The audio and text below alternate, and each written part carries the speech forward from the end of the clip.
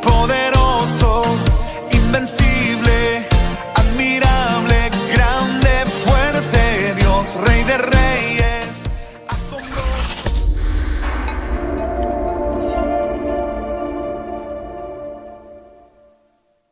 Vamos a comenzar el estudio de hoy. La semana pasada estuvimos hablando acerca de la familia en el tiempo del fin. Y veíamos que la palabra de Dios, cuando habla de los últimos tiempos, habla de dos familias en particular, de dos personas de hecho. Habla de Noé y habla de Lot.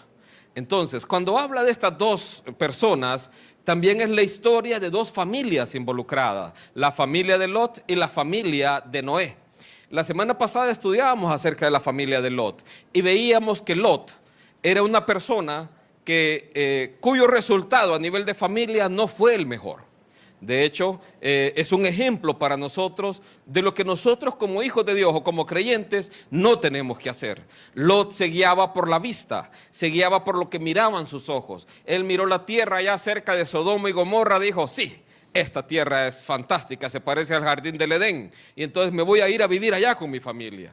Entonces, y vimos todas las consecuencias que su familia vivió al vivir en un lugar de esa naturaleza. Entonces, hoy vamos a ver el segundo ejemplo, el de la familia de Noé, que creo yo es el ejemplo que cada uno de nosotros debemos de buscar imitar. Y para empezar, yo quiero que vayamos al libro de Mateo, capítulo 24. Y aquí aparece Jesús enseñando a sus discípulos. Mateo capítulo 24, verso 37. Dice así: Mas como en los días de Noé, así será la venida del Hijo del Hombre. Porque como en los días antes del diluvio estaban comiendo y bebiendo, casándose y dándose en casamiento, hasta el día en que Noé entró en el arca. Y no entendieron hasta que vino el diluvio y se lo llevó a todos. Así será también la venida del Hijo del Hombre. Aquí aparece el relato, en este caso el Señor Jesucristo hablando de los tiempos de Noé. La historia de Noé no es un cuento, no es ficción. El Señor Jesucristo está haciendo referencia a esa historia y que así como esa historia se va a repetir en los últimos días. La palabra griega para diluvio es cataclismo. Usted ha escuchado que utilizan mucho, ocurrió un cataclismo. Bueno, esa era la palabra que aparece aquí para diluvio, de ahí donde se origina la palabra cataclismo. Entonces el diluvio habla de un cataclismo, donde toda la humanidad es el juicio más grande que ha sufrido. Toda la humanidad, el mundo entero, imagínense, solo 8 personas sobrevivieron a ese cataclismo. Entonces solo 8 personas se salvaron a nivel de todo el mundo. Acá vea cómo dice Jesucristo, porque como en los días antes del diluvio, ¿qué estaban haciendo? Comiendo, bebiendo, casándose. ¿Cuál es el pecado ahí? ¿Cuál es el problema? Eso lo explicábamos la semana pasada cuando hablábamos de Sodoma y Gomorra. ¿Cuál es el problema aquí en este pasaje? Aquí Jesús lo señala y dice, y no entendieron. El corazón duro del hombre que no quiere entender el plan de Dios para su vida, aquel que no quiere escuchar la voz de Dios, aquel que no quiere abrir su corazón a lo que Dios enseña, es un corazón que no entiende. O aquel que pone su mirada en las cosas del mundo, en las cosas materiales, en los placeres de esta vida, o que pone su mirada en los problemas y dice, no quiero nada, es un corazón que no quiere entender. Entonces, aquí dice Jesús que no entendieron. ¿Cuándo fue que entendieron? Cuando llegó el diluvio y se lo llevó a todos, en ese momento. Entonces, así va a pasar en el juicio del gran trono blanco. En ese juicio, muchos van a entender, pero ya va a ser demasiado tarde. Entonces, aquí dice Jesús que así va a ser el día que Él venga. Y vamos a ver a partir de este pasaje, y vamos a comprender cómo fue Noé. ¿Por qué con Noé sí todos sus hijos y sus nueras inclusive se salvaron? ¿Por qué? ¿Cuál fue la diferencia con Lot? ¿Por qué con Lot los yernos de él y aún su propia esposa no pudo salvarse? Entonces, y mucho depende de la cabeza también. Entonces vamos a ver acerca de Noé. Y para empezar a conocer a Noé, yo quiero que vaya al libro de Segunda de Pedro, capítulo 2. Y voy a leerlo de la Biblia textual. Y aquí Saqué una foto del Facebook de Noé. Es ese, ahí está posando. Segunda de Pedro 2, versículo 4. Aquí vamos a hacer una referencia a algo que es mucho más profundo, pero eso ya lo explicamos en cierta ocasión, y es de algo que ocurrió en el tiempo de Noé. Y es que hubo una rebelión de ángeles que se mezclaron con mujeres. El pastor ya les zafó un tornillo, van a decir algunos. Ya lo vamos a ver cuando vayamos al libro de Noé, pero es algo mucho más profundo que ya dimos un estudio acerca de eso. Lo vamos a mandar el link ahí por WhatsApp para que lo puedan ver. Pero aquí lo voy a tocar de manera muy rápida por el tiempo. Segunda de Pedro 2:4 dice, y lo voy a leer de la Biblia textual porque tiene unas diferencias que son importantes. Porque si Dios no perdonó a los ángeles que pecaron, sino que arrojándolos al Tártaro. En las versiones Reina Valera dice infierno, pero no es infierno, es el Tártaro. El infierno no ha sido estrenado todavía, está en construcción, está subiéndosele la temperatura, ya va a estar listo. El que quiera ir allá. Quien lo va a estrenar es el anticristo y el falso profeta. Cuando veamos Apocalipsis le va a quedar más claro. Aquí habla de Tártaro, pero la Reina Valera usó infierno, pero no es correcto, es Tártaro. Arrojándolos al Tártaro, los entregó a cadenas de oscuridad reservados hasta el juicio, y no perdonó al mundo antiguo, pero guardó a Noé, el octavo, pregonero de justicia, trayendo un diluvio sobre un mundo de impíos. Bien, este pasaje y todo el capítulo y toda la carta del libro de Pedro, de Segunda de Pedro, tiene un contexto muy importante, y es que habla de personas que usan la fe cristiana para enriquecerse, que toman el evangelio de Cristo como una forma de ganancia. Y entonces lo que les está diciendo Pedro a ellos es que el juicio va a venir sobre ellos, sobre estas personas que quieren sacar provecho del evangelio. Entonces esas personas que lo llama ahí falsos profetas o falsos apóstoles también, Pedro dice que si a los ángeles que pecaron de cierta manera Dios no los perdonó, y si tampoco me perdonó al mundo impío, así tampoco va a perdonar a esas personas que quieren enriquecerse del evangelio, que quieren usar el evangelio como una forma de ganancia. Entonces, a los ángeles los arrojó a un lugar, el Tártaro. Este es un concepto griego, de la cultura griega, que lo que representaba el Tártaro era el peor lugar donde iban a parar aquellos que eran los peores delincuentes que vivieron en esta tierra, iban a dar al Tártaro y ahí quedaban encerrados para siempre. Pedro toma ese concepto y lo aplica acá a esos ángeles que cometieron un pecado gravísimo contra Dios y están ahí en una celda para siempre. Ellos no son de los que andan ahí libremente, los demonios, no. Estos son ángeles que quedaron encerrados ahí y solo están esperando el juicio para ser arrojados al infierno. Eso es todo. Estos ángeles no son de los que andan ahí sueltos, sino que son ángeles que están prisioneros en prisiones eternas. Esto usted lo ve cuando estudia el libro de Judas, el libro de Primera de Pedro y también el libro de Génesis, y ve toda la conexión de estos pasajes y ve que es esa la conclusión. Entonces, pero aquí habla de alguien, no perdonó al mundo entero antiguo, pero guardó a Noé, el octavo. ¿Por qué el octavo? Porque fueron 8 personas las que se salvaron junto con Noé. Entonces, y aquí puede empezar a conocer el carácter de Noé, pregonero de justicia. Noé fue un predicador. Noé predicó la palabra de Dios. ¿De qué manera la predicó Noé? Él construyó un arca que Dios le mandó a construir. Yo creo que esa arca era un monumento enorme realmente, porque para meter animales, para meter la familia de Noé, era de 3 pisos, era algo enorme realmente para guardar tantos y tantos animales. Además tenía que guardar comida también, alimento para todos ellos. Y entonces esa arca que él construía era un testimonio de Dios. ¿Por qué? Porque cualquiera que lo miraba, miren, en ese tiempo de Noé no había llovido. No había lluvia en ese tiempo. Ocurrió un cambio climático también después del diluvio. No había lluvia, ya lo vamos a decir en qué pasaje está. Pero veamos, usted ve un arca en un lugar que no tiene agua alrededor. ¿Y qué es eso? ¿Y qué es lo que está pasando ahí? Entonces Noé predicó con sus hechos cuando estaba construyendo el arca. El arca era un testimonio vivo del juicio de Dios que venía. Pero también cualquier persona que venía a preguntarle algo, seguro Noé le contestaba. Y aquí la palabra lo habla a él como un proclamador de la justicia de Dios. Entonces él era un predicador. Usted como hijo de Dios, usted predica con sus hechos. Usted en su trabajo, en su centro de estudios, usted predica. Cuando no le da chepe al compañero, usted está predicándole ahí.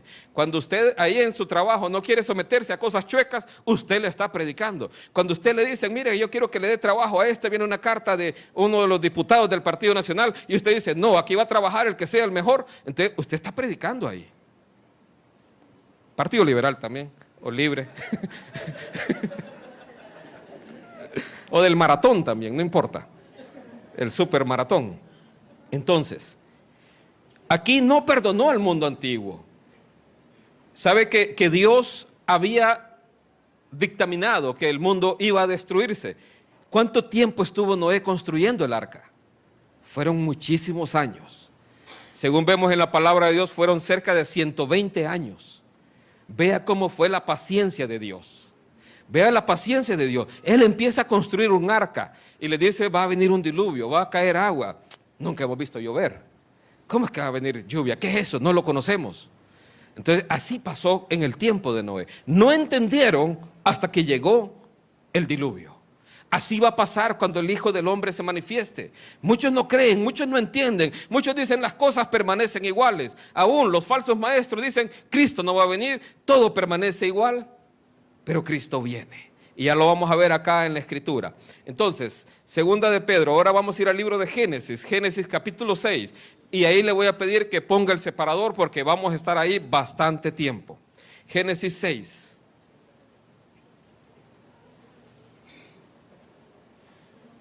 Génesis 6.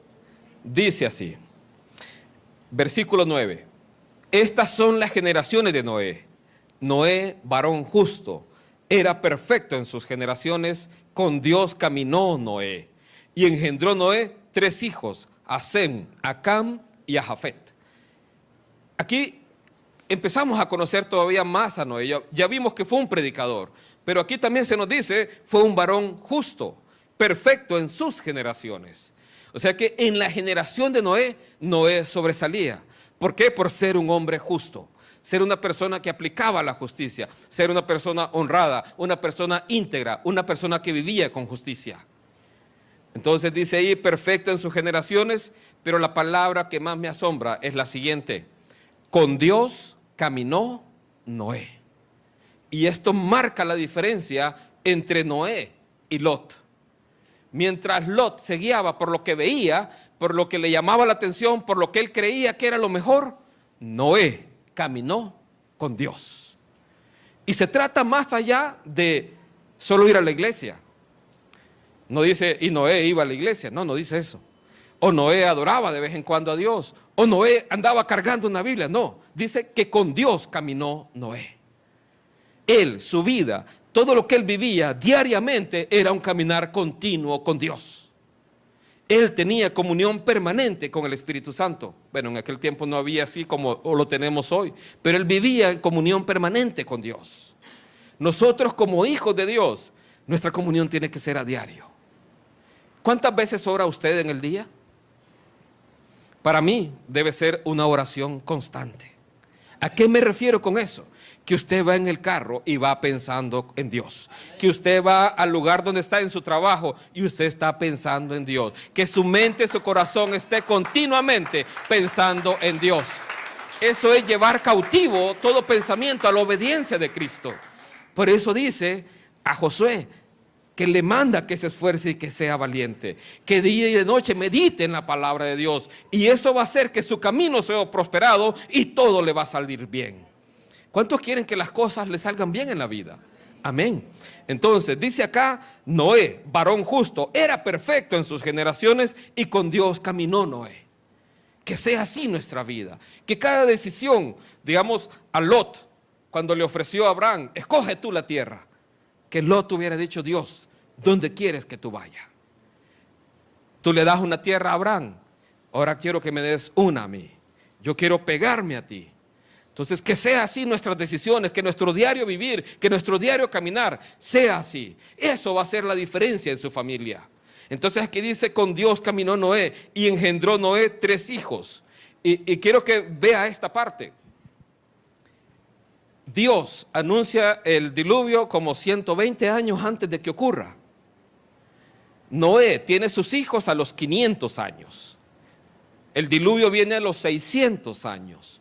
O sea que Noé empezó a edificar el arca aún antes de que todos sus hijos naciesen.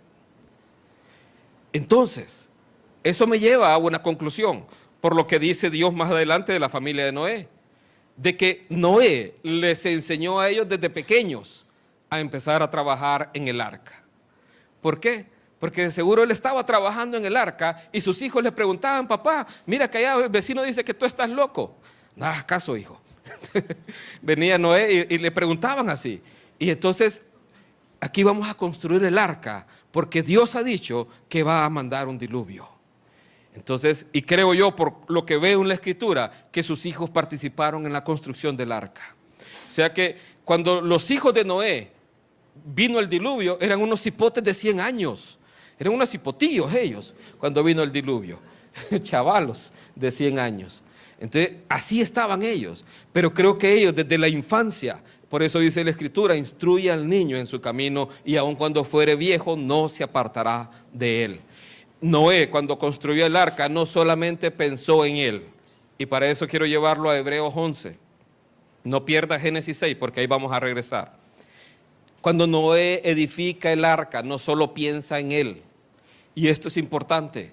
Si usted es un hijo de Dios, no solamente piensa en usted. Vean quién más tiene que pensar. Hebreos 11, 7. Dice así. Por la fe, Noé, cuando fue advertido por Dios acerca de cosas que aún no se veían, con temor preparó el arca en que su casa se salvase. Y por esa fe condenó al mundo y fue hecho heredero de la justicia que viene por la fe. Entonces, vemos que cuando Noé edifica el arca, no solamente está pensando en él, sino que está pensando en su casa, en el cual ahí se van a salvar. Dios aquí le dijo a Noé, va a venir un diluvio. Noé creyó a Dios, tuvo fe. ¿Cuántas veces aparece la palabra fe en ese sencillo versículo? 3 veces. En un solo versículo 3 veces se menciona la palabra fe. O sea, Noé tuvo fe.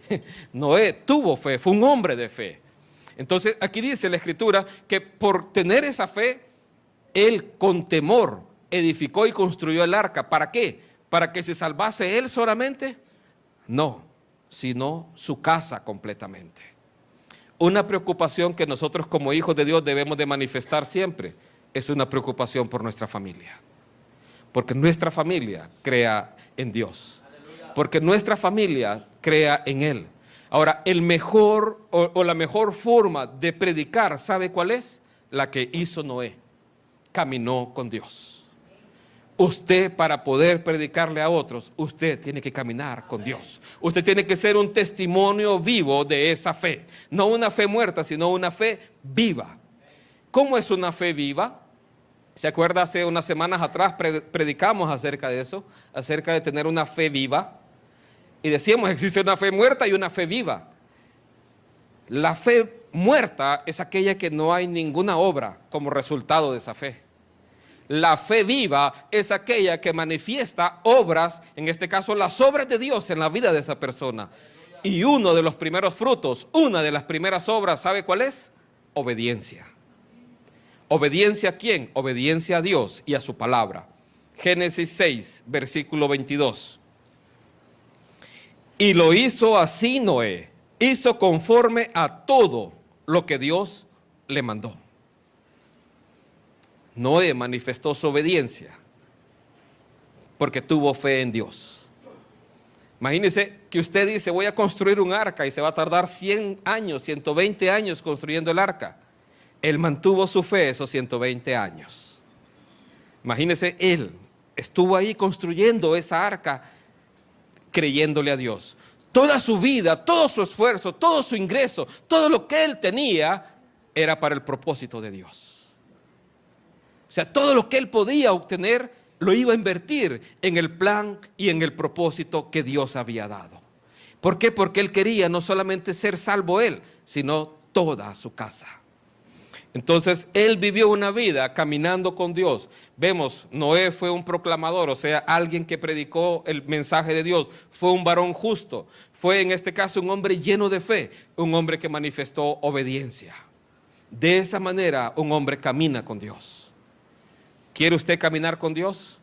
Sea obediente a la palabra de Dios. ¿Sabe? Hay una promesa, así como se la dio a Noé, que es para la iglesia. Es una promesa muy especial. Es una promesa donde Dios dice que por cuanto has guardado mi palabra, yo también te guardaré de la hora de la prueba que ha de venir sobre el mundo entero. Está hablando de lo mismo. Pero ¿en qué se basa esa promesa? En que usted guarde su palabra. Es guardar la palabra de Dios, no mi palabra, es la palabra de Dios, no lo que alguien diga, es la palabra de Dios lo que usted tiene que guardar. Usted tiene que vivir conforme a la palabra de Dios. Cuando usted guarda la palabra de Dios, ya lo hemos enseñado, ¿qué es lo que usted está manifestando? Amor a Dios. El que me ama, dijo Jesús, mi palabra guardará. Entonces, el que no me ama, y lo deja claro Jesús, no va a guardar mi palabra. Aquel que le ama va a ser arrebatado, es lo que está diciendo el libro de Apocalipsis. Entonces, ya conocimos a Noé, ahora vamos a seguir el mismo formato de la semana pasada. ¿Qué fue lo que sucedió en esa generación? ¿Cuál fue la causa para que esa generación sufriera el juicio de Dios?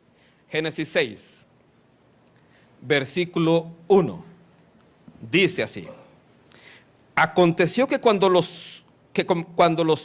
comenzaron los hombres a multiplicarse sobre la faz de la tierra y les nacieron hijas, que viendo los hijos de Dios que las hijas de los hombres eran hermosas, tomaron para sí mujeres, escogiendo entre todas. Vea, algo que ocurrió acá es la población mundial empezó a crecer, empezó a multiplicarse la población mundial. Eso no es un problema en sí, sin embargo, sí trae un problema en la naturaleza y en todo el ecosistema. Digamos, usted lo puede ver hoy en nuestro mundo. Nuestro mundo está sufriendo las consecuencias del cambio climático, producto de la destrucción que como raza humana hacemos. Aquí vemos que los hombres comenzaron a multiplicarse y les nacieron hijas. Y aquí viene el versículo que para muchos es difícil. Que viendo los hijos de Dios, ahí la pregunta, ¿quiénes son los hijos de Dios? ¿De quiénes se está hablando ahí? Hay algunos que dicen que los hijos de Dios eran los descendientes de Adán y los hijos de los hombres eran aquellos que por la evolución vinieron. Eso es una fumada bien difícil. Se ocupa más fe para creer en eso, creo yo. Otra interpretación, que los hijos de Dios eran los descendientes de Set y que los hijos de los hombres eran los descendientes de Caín. Esa es una interpretación que está en el mundo cristiano también. Pero es muy difícil esa interpretación. ¿Por qué? Porque más adelante usted ve que producto de esa relación entre los hijos de Dios y los hijos de los hombres, nacen gigantes. Entonces es que un creyente se case con una persona que no es creyente, no nacen gigantes. Mi hijo sí es más alto que yo, pero eso es problema mío. A los hijos de Dios en el Antiguo Testamento se le llamaba a los ángeles. Usted lo puede ver en el libro de Job.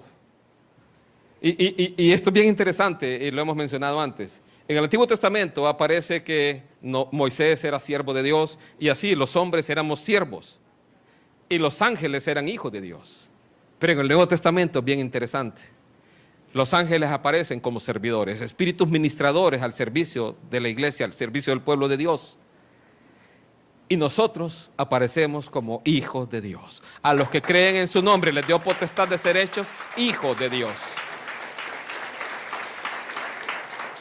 Entonces, aquí lo que está diciendo es, viendo los ángeles, que las hijas de los hombres eran hermosas. Miren, a mí me gusta usar las versiones textuales de la Biblia o la versión interlineal. Aquí la palabra original no es hermosas.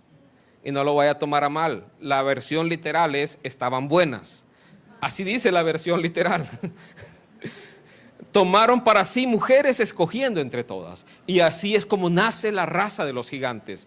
Y cuando habla ahí en Génesis que nacieron los gigantes, específicamente le llaman Nefilim. Eran caídos, pero eran de la raza de los gigantes. Y usted los encuentra más adelante, de esa raza venía Goliat. Y también creo que eran los hijos o los hermanos de Goliat, que eran como 5. Por eso es que David toma 5 piedras de un solo a los 5. Entonces, no voy a entrar en este detalle. Lo que sí usted puede ver es que hubo una relación contra naturaleza. Ángeles con mujeres. Hubo una relación que no era la relación que Dios había permitido. Entonces, eso ocurrió en ese tiempo. Sigamos adelante. Versículo 3. Dice así: y dijo Jehová, no contenderá mi espíritu con el hombre para siempre, porque ciertamente él es carne, mas serán sus días 120 años. Y vio Jehová que la maldad de los hombres, verso 5, y vio Jehová que la maldad de los hombres era mucha en la tierra, y que todo designio de los pensamientos del corazón de ellos era de continuo solamente el mal. Pero Noé halló gracia ante los ojos de Jehová. El verso 8. Bien. Verso 5 dice que vio Jehová que la maldad de los hombres era mucha en la tierra. Entonces, ¿qué problema venía con la multiplicación de la raza humana en la tierra? Que la maldad se multiplicaba. Jesús lo dijo: por multiplicarse la maldad, el amor de muchos se enfriará. Así como ocurrió en los días de Noé, así va a ocurrir en esta generación, o antes de la venida de Cristo. La maldad se va a multiplicar de la misma manera. ¿Cómo se multiplica la maldad? Al crecer la población. La maldad se multiplica.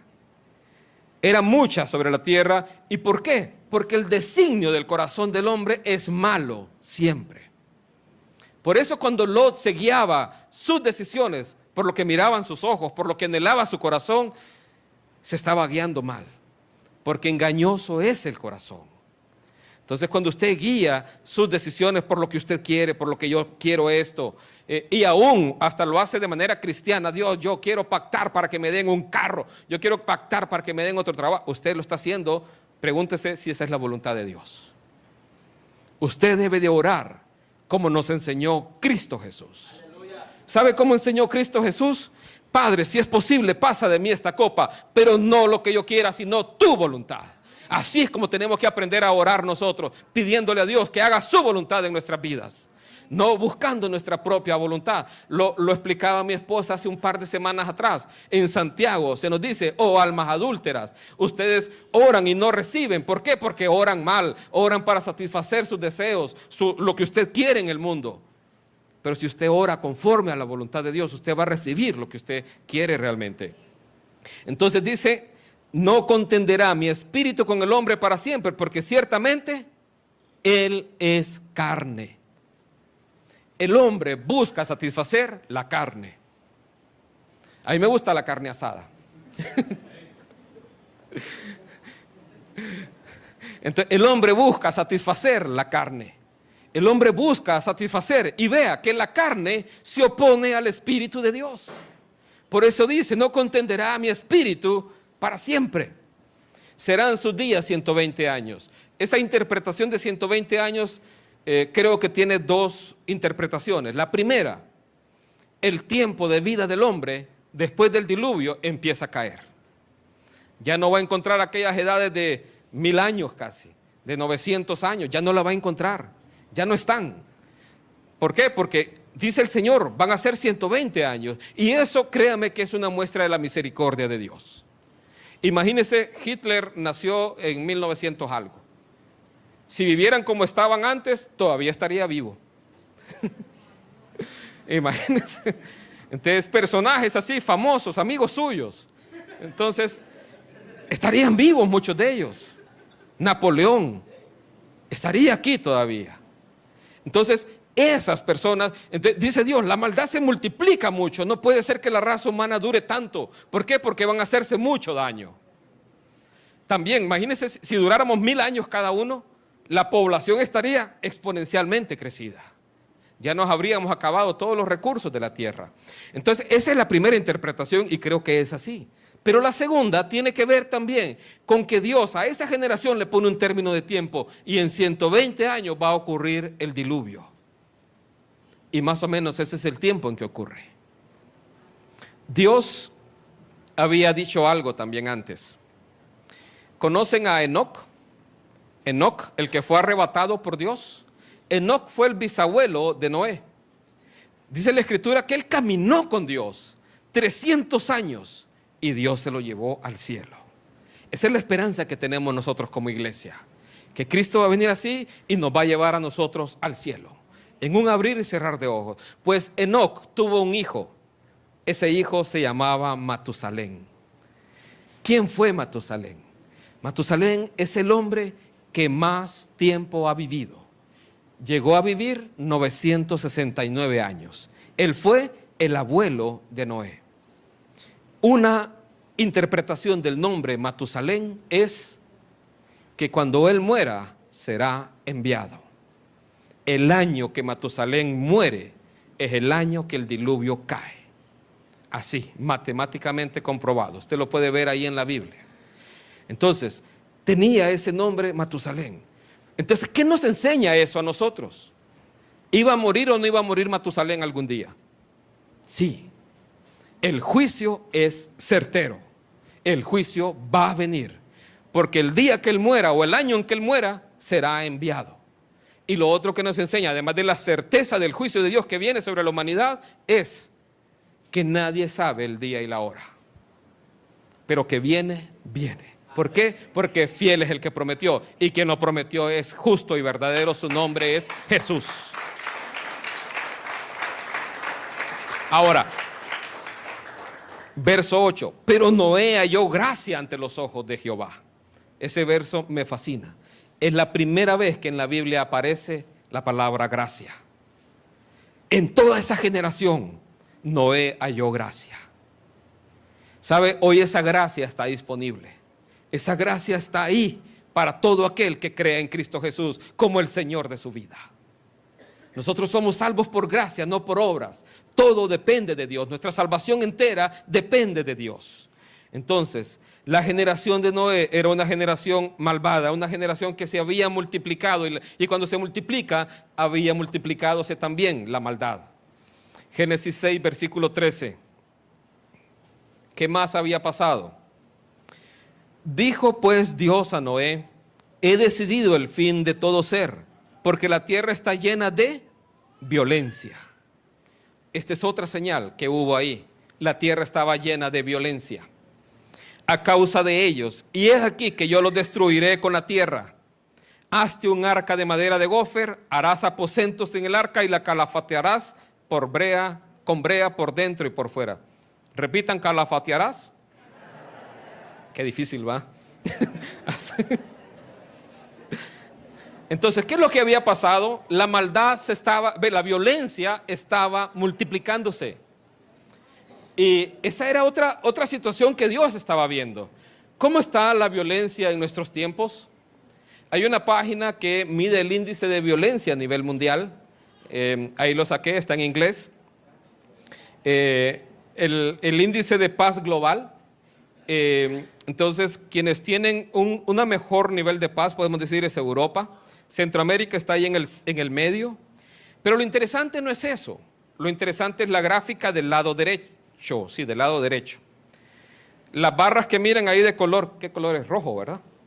Rojo. Las barras que miran de color rojo es el deterioro que año a año ha sufrido esa región del mundo en términos de paz. Casi todos los países se han deteriorado en términos de paz, o sea que hay más violencia.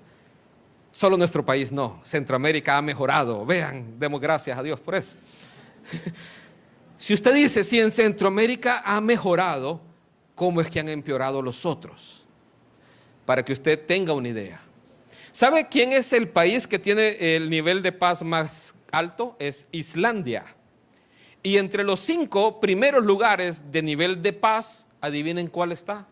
Nueva Zelanda, donde hace un par de días uno vino y mató a 49 en 2 mezquitas.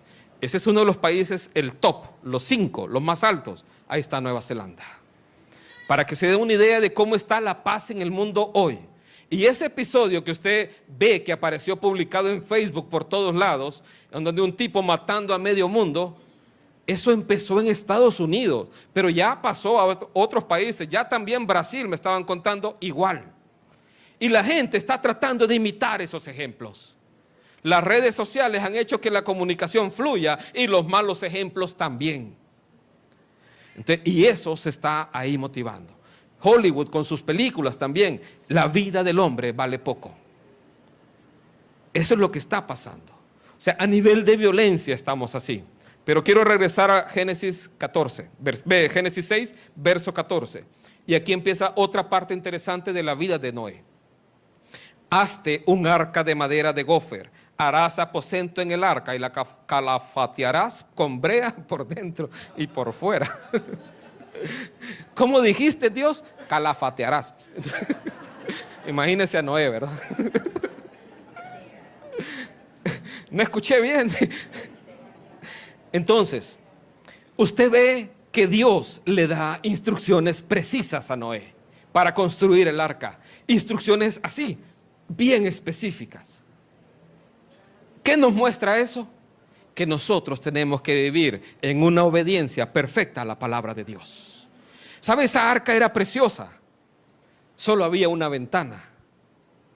Imagínense, no era un crucero. No era así como que iba a andar ahí en el crucero del amor, no. Solo había una ventana. Y esa ventana estaba apuntando a un lugar, hacia arriba, hacia el cielo. Para que si usted quería ver algo, a quien tenía que ver era a Dios. Nuestra salvación viene de Dios, quien hizo los cielos y la tierra. Tenía solo una puerta. No habían varias puertas, solo una. Solo 8 de toda esa generación encontraron la puerta correcta. Así es, dice la salvación. Ancha y espacioso es el camino de la perdición, pero angosto es el camino de la vida eterna. Y pocos son los que la hallan. Entonces, aquí vemos que en la generación de Noé, solo 8 se encontraron esa puerta. Entonces, hay mucho más que hablar acerca del arca de Noé, pero estamos hablando de las familias. Así que, ¿cómo fue la familia en el momento del juicio? Génesis 7. La familia de Noé en el tiempo del juicio. Génesis 7, versículo 1, dice así: dijo luego Jehová a Noé, entra tú y toda tu casa en el arca, porque a ti he visto justo delante de mí en esta generación. Y usted encuentra más adelante en el verso 5 que ve que Noé hizo otra vez todo como Jehová le mandó. Si hay alguien que muestra una fe increíble, que aparece 3 veces mencionada la fe en el mismo versículo, fue Noé. ¿Cómo manifestó esa fe? En obediencia. ¿Cómo en obediencia? Haciendo todo lo que Dios le ordenó. Entonces, aquí vemos que Noé, Dios le dice, entra tú y también toda tu casa. Y vemos que los hijos de Noé, junto con sus esposas, entraron ahí. Verso 13, en este mismo día entraron quienes, Noé y Sem, Can y Jafet, hijos de Noé, la mujer de Noé y las 3 mujeres de sus hijos con él en el arca. Vea qué bandidos los hijos de Noé. ¿A quién dejaron abandonado? A la suegra.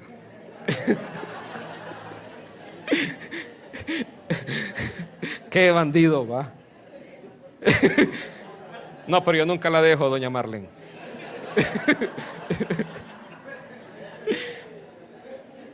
Entonces, vemos cómo tanto él como toda la familia de él entraron juntos al arca. La historia de salvación, la historia de los últimos tiempos, es una historia de familias. La familia cuidando a su familia. La familia enseñándole a su familia. La familia viviendo, caminando con Dios y siendo un ejemplo para sus hijos. Entonces, de esa manera es. Entonces, vemos aquí que todos ellos entraron y fueron salvos. Verso 16. Y los que vinieron, macho y hembra de toda carne vinieron, como le había mandado Dios, y Jehová le cerró la puerta. Varios detalles acá. Si usted se preguntaba cómo iba a ser Noé para ir a meter a 2 animales de cada uno, ¿sabe cómo? No fue a hacer un safari, no. Dios los metió. Dios hizo que los animales entraran en pareja. Dios mismo se encargó de eso. Entonces usted ve que los animales entran ahí porque Dios lo ordena. Dios tiene control sobre la naturaleza. De hecho, cuando uno ve después de Noé y ve el pacto que Dios hace con Noé, uno se da cuenta que ahí es donde entra el temor del animal hacia el hombre. Hasta en ese momento, no se menciona antes. Entonces, vinieron macho y hembra. ¿Y quién cierra la puerta? Dios. La salvación completa pertenece al Señor. Nada más. Ningún esfuerzo humano es ahí merecedor de algo. Nada. Es pura misericordia de Dios. Es pura gracia de Dios. Gracias a Dios porque Él es el único que es perfecto. Ninguno de nosotros lo es. Ahora, esto me hace recordar otra vez la misma promesa a la iglesia de Filadelfia que está en Apocalipsis, que Dios ha puesto una puerta ahí que nadie puede cerrar, una puerta que nadie puede abrir, solamente Él. Va a llegar un momento en que Él va a cerrar la puerta, así como aparece acá. Y dice que cuando Él cierre la puerta, ahí va a ser el lloro y crujir de dientes. Entonces tenemos que estar listos, como aquellas vírgenes que eran prudentes, que tenían su vida llena de aceite, y habían otras que no, que eran insensatas. Entonces, que estaban supuestamente esperando al esposo, pero no tenían lo necesario. Lo necesario era tener aceite. El aceite normalmente es un símbolo del Espíritu Santo en sus vidas. Las que sí tenían lo necesario, esas se fueron a las bodas. Las otras se quedaron tocando la puerta, pero la puerta ya estaba cerrada. Entonces, aquí vemos que ante el juicio de Dios, la familia de Noé estuvo preparada. Y entonces llegó el diluvio. El diluvio duró 40 días y 40 noches, se inundó toda la tierra y estuvieron varios meses las aguas sobre la tierra, varios meses. Si usted ve la historia, casi que un año después es cuando la tierra se seca. Entonces, imagínense, Dios ahí estuvo cuidando esa arca. Y cuando salen del diluvio, cuando salen de la barca, Génesis 8, verso 20, quiero que lo vea. Y edificó Noé un altar a Jehová, y tomó de todo animal limpio, de toda ave limpia, y ofreció holocausto en el altar. Pastor, pero ahí mató varias animales. Ahí imagínense la Sociedad Protectora de Animales, todos estaban en peligro de extinción en ese momento. Pero Dios le había ordenado a Noé que llevara, en los casos de animales limpios, llevara 7 parejas de cada animal limpio. Entonces, y esos son los que se ofrecieron acá. Ahora, yo quiero que vea este detalle. Cuando Noé, antes de entrar al arca, a saber cuántas críticas habrá recibido él, cuánta gente se burlaba de él antes de que viniera el diluvio. Y de repente él había invertido su vida, sus recursos, su tiempo en construir esa arca. Pero después de que sale del arca, ¿quién quedó? Solo ellos. Ellos heredaron toda la tierra. Y eso nos habla de que cuando Cristo nos salve, nos va a ser herederos de su reino. Vamos a ser herederos de todo lo que existe. Noé y su familia eran herederos del mundo entero en ese momento. Y eso fue un nuevo comienzo. Y cuando ocurrió eso, Noé adora al Señor. Noé agradece al Señor. Esto usted lo va a ver en el libro de Apocalipsis. Cómo la iglesia, en el momento que es arrebatada, lo que hace es adorar a Dios. Usted lo va a encontrar ahí en el libro de Apocalipsis. Usted ve a la iglesia adorando en el cielo al Señor. ¿Por qué? Porque la salvación que Él ha hecho es un milagro muy grande. Eso pasó aquí en la vida de Noé. ¿Y qué pasó con esa adoración? Y percibió Jehová olor grato. Y dijo Jehová en su corazón: no volveré más a maldecir la tierra por causa del hombre, porque el intento del corazón del hombre es malo desde su juventud. Ni volveré más a destruir todo ser viviente como he hecho. ¿De qué está hablando ahí? De que Dios no iba a volver a mandar otro diluvio como el que había mandado para acabar con la tierra o para acabar con la raza humana. En un futuro lo que hay es que sí van a haber cielos nuevos y tierra nueva, pero los existentes van a ser destruidos por fuego. Eso es lo que enseña la Escritura. Entonces, Dios hizo un pacto con Noé y vaya hacia Génesis 9, verso 8. No voy a entrar en el detalle del pacto porque sería muy largo. Génesis 9, versículo 8, dice así: Y habló Dios a Noé y a sus hijos con él, diciendo, ¿con quiénes más habló? No solo habló con Noé, habló con sus hijos. Por eso creo yo que también los hijos de Noé conocieron de Dios, por el testimonio de su padre. Aquí ya no solamente le está hablando a Noé, sino que le está hablando a los hijos de Noé. Entonces, y eso es una responsabilidad de nosotros como creyentes, instruir a nuestros hijos en el camino, para que cuando crezcan no se aparten de ese camino. Y la mejor manera de hacerlo, ¿sabe cómo es? Viviendo una vida que agrada al Señor. Quiero decirle algo. ¿Usted ha visto cómo el mundo quiere influir en sus hijos? ¿Se acuerda este tal, cómo, Momo o algo así? Cómo a través de las redes sociales, del YouTube, del internet, invaden a sus hijos, metiendo ideas en la mente de sus hijos. Entonces, el mundo quiere influir en las familias. Se ocupan personas y hombres que sean un ejemplo para ellos. Personas y hombres que quieran caminar con Dios, para que ellos puedan ver eso como un ejemplo a imitar. Entonces, ve en el versículo 13, esto me fascina. Mi arco he puesto en las nubes, el cual será por señal del pacto entre mí y la tierra. Antes de todo el diluvio, en Génesis 2 se menciona que no había habido lluvia en la tierra. No había llovido en la tierra, porque Dios no había hecho llover. Después del diluvio, Dios hace llover. Entonces, antes del diluvio no había lluvia, tampoco había un arco en el cielo. Después del diluvio, Dios sí manda lluvia, y cuando manda lluvia, hay un arco en el cielo. ¿Sabe de qué habla cada vez que usted mira un arco en el cielo? Es Dios hablándole a la humanidad, diciendo que Él es fiel a su promesa, que Él es fiel a su pacto. Él dijo, no voy a traer otra vez otro diluvio sobre la humanidad, y cada vez que eso ocurre, la humanidad debería de darle gracias a Él. ¿Por qué? Porque Él es fiel a su pacto. Entonces, he puesto en las nubes, la cual será por señal del pacto entre mí y la tierra. Verso 15, y me acordaré del pacto mío que hay entre mí y vosotros y todo ser viviente de toda carne, y no habrá más diluvio de aguas para destruir toda carne. Es un pacto de Dios con todos los seres humanos. Es un pacto donde Él no va a mandar a destruir otra vez la tierra con agua, con un diluvio. No lo va a hacer. Entonces, ¿por qué? Porque Él puso ahí ese arco. ¿Sabe? Todo pacto siempre nace en Dios, no nace en el hombre, nace en Dios. Este es el primer pacto que aparece así con la palabra pacto. Ese es el primero. Cada pacto tiene una señal. En este caso, ¿cuál es la señal? El arco en el cielo. Abraham, Dios hizo un pacto con él. ¿Cuál era la señal? La circuncisión.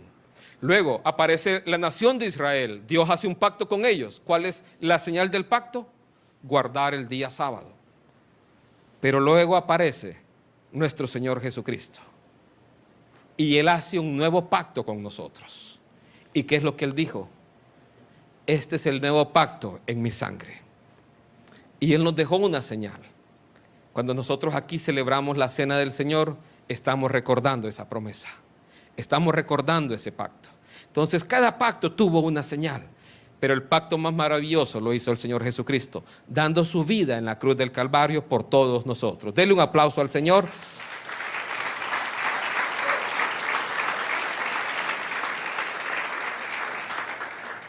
Ya estamos terminando, pero no puedo terminar sin mencionar lo último que pasó en la familia de Noé. Noé era un varón justo, Noé era un hombre que caminó con Dios. Y lo que vamos a ver ahora es una advertencia para todo creyente que cree que está firme, tiene que tener cuidado. Es una advertencia lo que vamos a ver ahora en la vida de Noé. ¿Por qué? Porque sí, él era justo, él caminó con Dios, él era un hombre de fe, él era un proclamador, un predicador, pero también él no era perfecto. Y él pasó algo que se equivocó. Dice la Escritura que después de que ya había pasado todo eso, de hecho ya tenían hijos, los hijos de él. Entonces viene Noé y está cultivando, y cultiva una parra de uvas, no sé cómo se llama, y de ahí saca el jugo, y de ahí se fermenta el jugo, y de ahí se lo tomó. Génesis 9, versículo 21. Y bebió del vino y se embriagó, y estaba descubierto en medio de su tienda. Y Cam, padre de Canaán, vio la desnudez de su padre y lo dijo a sus dos hermanos que estaban afuera. Bien. ¿Qué pasó en la vida de Noé? Hubo un tropiezo. Y esto nos enseña a todos nosotros. Y póngame atención mucho en esto, porque es muy serio. Nosotros no somos perfectos. Tenemos que cuidar nuestra vida a diario. Nuestra vida en santidad al Señor tenemos que cuidarla a diario. Aquí vemos a Noé, había un nuevo comienzo en la tierra. Si usted compara la creación de Adán con lo que ocurre en Génesis 9, usted ve que Dios le da casi que las mismas instrucciones a Noé y a Adán, muy parecido. Pero así como Adán pecó y quedó desnudo y con vergüenza, así también pasó con Noé. Pecó, quedó desnudo y avergonzado. ¿Quién le quitó la ropa a Noé? Lo más seguro que él mismo, porque no lo dice la Escritura que alguien lo desnudó, no. Entonces, y él quedó avergonzado, quedó desnudo. Eso hace el pecado en la vida del hombre. No juegue con el pecado. No deje que haya pecado en su vida. Va a avergonzarse usted, su familia. Y es curioso que tanto Noé como Lot, el pecado que estuvo asociado ahí, tiene que ver con la embriaguez. Cuando una persona se embriaga, pierde todo control de su vida, de repente pierde todo lo que él hace, facultades, y puede cometer cualquier error. Así que no juegue con el pecado. ¿Qué pasó acá después de esto? Cam lo ve, y aquí lo que da a entender la Escritura es que lo vio de una manera incorrecta, o sea, se burló de él y lo fue a contar a sus hermanos. Esa es la interpretación más adecuada que creo yo que es, en donde él vio esto y fue con el chisme. ¡Hey, Noé, viste, está desnudo! Y entonces, de ahí Noé profetiza en el caso de uno de los hijos de Cam, donde desciende todas las naciones de Canaán, eso, de que Canaán iba a ser despojado por sus hermanos. Canaán se convirtió en una tierra enemiga de Dios, una tierra enemiga del pueblo de Dios, donde practicaban la idolatría. ¿Qué quiero decirle con esto? Que muchas veces hay faltas, hay pecados que traen consecuencias y puede arrastrar a generaciones después de eso. Eso es lo que podemos aprender aquí en este pasaje. Si usted tiene su familia, viva en santidad para el Señor. Si usted tiene su familia, camine con Dios todos los días. Sin duda a veces podemos tropezarnos. ¿Por qué? Porque ninguno de nosotros es perfecto. Pero corra y busque de Dios otra vez y Dios le va a restaurar. Ahí donde está, yo quiero que cierre sus ojos un momento, que incline su rostro. Y ahí donde está con sus ojos cerrados, o si nos están viendo aquí por internet también. Hoy hemos estudiado acerca de la vida de Noé y de su familia. Noé caminó con Dios y por ese caminar con Dios fue un ejemplo para toda su familia. Sin duda la decisión de aceptar a Cristo como Señor y Salvador es personal, pero usted puede ser un testimonio vivo de lo que Dios puede hacer en una vida que agrada al Señor. Si usted está aquí en esta mañana, si está aquí con su esposa, con sus hijos, tómense ahí de las manos. Y si no han rendido su corazón a Jesús, si alguno de ustedes no lo ha hecho, la historia de salvación de Noé es una historia de salvación de una familia entera. Jesús dice, aquel que oye mi palabra y la pone por obra es semejante a aquel que edifica su casa sobre la roca. Y no importa que venga un diluvio como el que vino en el tiempo de Noé, esa persona va a permanecer. Si usted está aquí y quiere entregarle su corazón a Jesús, puede repetir esta oración conmigo. Señor Jesús, estoy aquí en esta mañana para rendirte mi corazón, para reconocerte como el Señor de mi vida. Quiero que gobiernes mi vida, quiero que camines conmigo, quiero ser una persona justa, que tú me llenes de tu Espíritu Santo, que transformes mi manera de pensar, que transformes mi manera de ser, que me hagas la clase de persona que tú quieres que yo sea. Señor, ayúdame a mí y ayuda a toda mi familia, para que cada uno de ellos pueda conocerte a ti como el único y suficiente Salvador. Así, Dios, te doy gracias en esta mañana, en el nombre de Cristo Jesús. Amén. Yo quiero que nos pongamos de pie.